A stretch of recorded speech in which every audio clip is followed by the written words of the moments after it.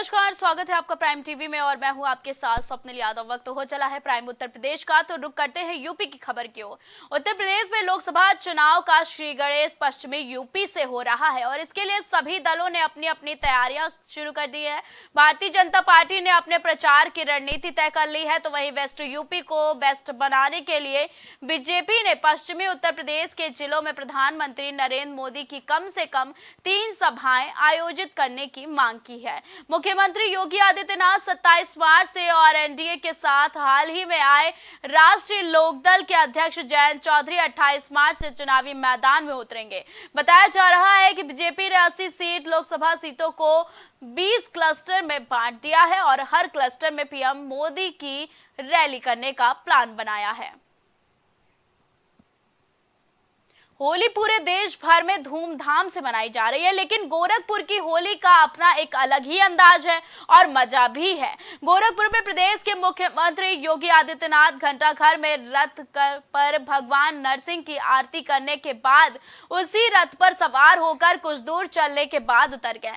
महानगर के विभिन्न मार्गों से होते हुए शोभा यात्रा में शामिल हुए।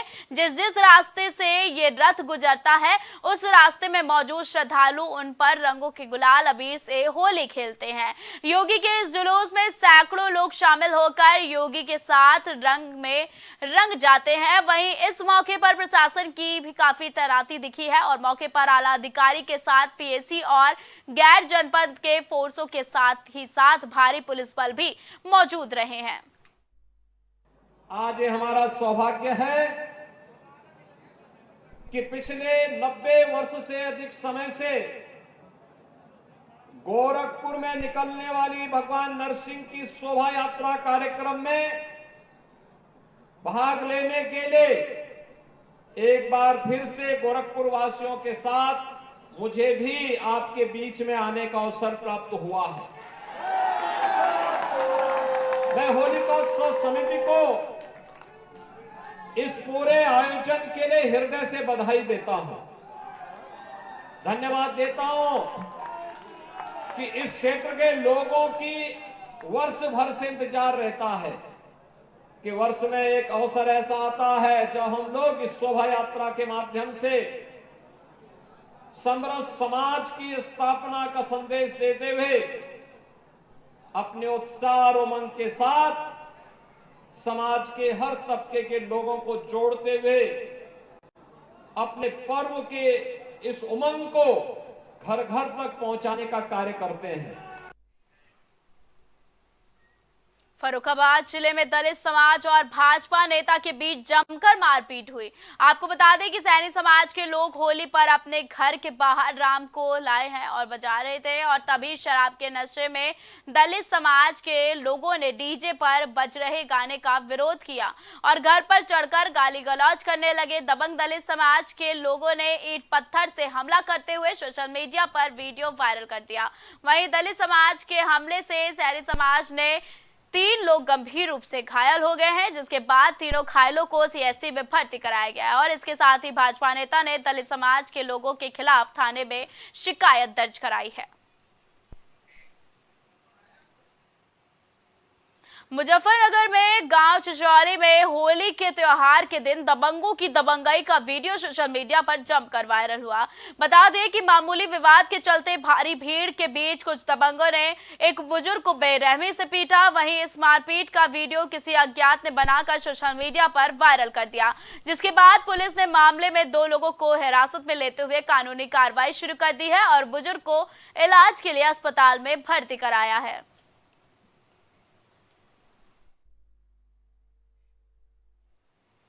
यूपी के औरैया से एक अपहरण का सनसनीखेज मामला सामने आया, जहां फिरौती मांगने के लिए पड़ोसी ने सराफा व्यापारी के बेटे के साथ पहले दोस्ती की और फिर क्रिकेट खेलने का लालच देकर उसका अपहरण कर लिया, जिसके बाद अपहरणकर्ताओं ने बच्चे को ट्रॉली बैग से होल्ड कर रख दिया और जिससे उसकी दम घुटने से मौत हो गई। वहीं मामले की जानकारी मिलने पर पुलिस ने दिल्ली पुलिस की मदद से जांच पड़ताल शुरू की और आरोपियों से मुठभेड़ कर उन्हें हिरासत में लिया। फिलहाल पुलिस ने मृतक बच्चे का शव का पंचनामा करके पोस्टमार्टम के लिए भेज दिया है और मामले की तफ्तीश में पुलिस जुट गई है। शकील जो कि सर्राफा व्यापारी हैं, उन्होंने सूचना दी कि उनका बेटा सुभान वो लगभग 3 बजे खेलने गया था अगल बगल के ही रहने वाले लोगों के साथ, और अब तक लौटा नहीं है। वो काफी देर तक ढूंढते रहे, उन्होंने जो भी संभावित स्थान थे और जो भी उसके दोस्त थे उन सबसे पता वता कर लिया, लेकिन उनको जब बच्चा नहीं मिला तो देर रात्रि आके पुलिस को सूचना दी, जिस पर तत्काल पुलिस ने तत्परता से सीओ बिधुना ने आकर पूछताछ की। एसएचओ एरवा कटरा ने इसमें तहरीर प्राप्त करके तत्काल अभियोग पंजीकृत किया।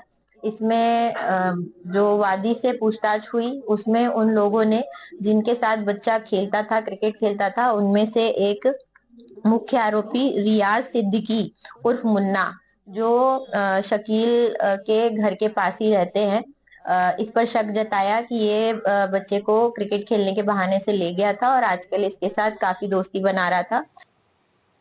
कोतवाली सदर क्षेत्र के रामनगर मोहल्ले में युवक की गोली मारकर हत्या कर दी गई। आपको बता दें कि मामूली कहासुनी पर युवक की हत्या कर दी गई। होली के त्योहार के दिन हत्या हुई, जिसके बाद होली का रंग फीका पड़ गया और इसी के साथ ही मृतक युवक पूर्व प्रधान और पत्रकार का बेटा बताया जा रहा है। वहीं घटना की सूचना मिलते ही एडिशनल एसपी सहित भारी पुलिस बल मौके पर तैनात है। 25 मार्च को थाना कोतवाली सदर के अंतर्गत कस्बा रामनगर में उज्जवल वाजपेयी पुत्र प्रेम प्रकाश को गोली मार दी गई, जिसके दौरान इलाज मृत्यु हो गई। शव का पंचायतनामा भरकर पोस्टमार्टम के लिए भेजा गया है एवं आवश्यक विधिक कार्रवाई की जा रही है। लॉ एंड ऑर्डर सामान्य है। एटा जिले में लगातार दबंगों के हौसले बुलंद नजर आ रहे हैं। ताजा मामला जसरतपुर क्षेत्र के मुरली नगला गांव के सामने का बताया जा रहा है, जहां गोलियों की तड़तड़ाहट से पूरा इलाका गूंज उठा है। मिली जानकारी के मुताबिक होलिका दहन के बाद आखत डालने के लेकर हुए विवाद में दबंगों ने ताबड़तोड़ फायरिंग की, जिससे एक युवक की मौके पर ही मौत हो गई और 2 युवक घायल हो गए। घटना की जानकारी पर अपर पुलिस अधीक्षक भारी पुलिस फोर्स के साथ मौके पर पहुंच गए और तीनों घायलों को अस्पताल में इलाज के लिए भर्ती कराया, जहां एक की मौत हो गई। वहीं आला कत्ल लाइसेंसी बंदूक बरामद की गई है और मामले की तफ्तीश में पुलिस जुट गई है। थाना जसरतपुर में नगला मुरनी में सुबह होलिका दहन के पश्चात शाम को कुछ लोग जौ डालने और परिक्रमा करने के लिए होलिका पे गए थे, तो वहाँ पे राम अवतार यादव जो कि रिटायर्ड फौजी है और उसके 3 लड़के धीरेंद्र, मनोज और सनोज। इसमें धीरेंद्र जेल पुलिस कर्मी है, जेल का सिपाही है, वो भी मौजूद था। इन लोगों ने फायर करके और इसमें 3 लोगों को घायल कर दिया था। प्रदीप, राजेश और राजीव को जो रेफर हुए थे, प्रदीप की डेथ हो गई थी।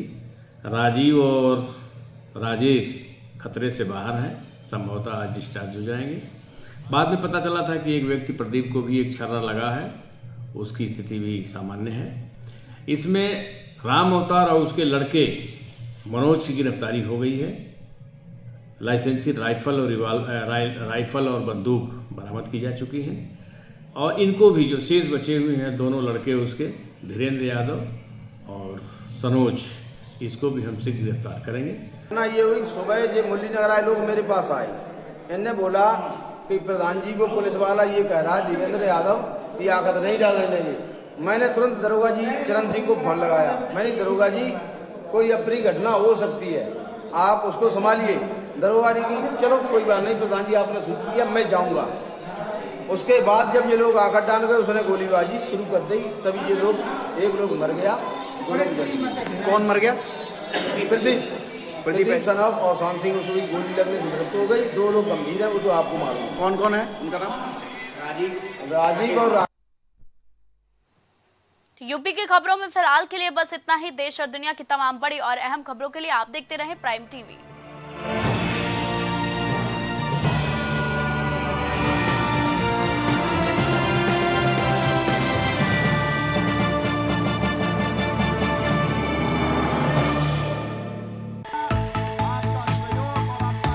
कुछ भाव पुष्प।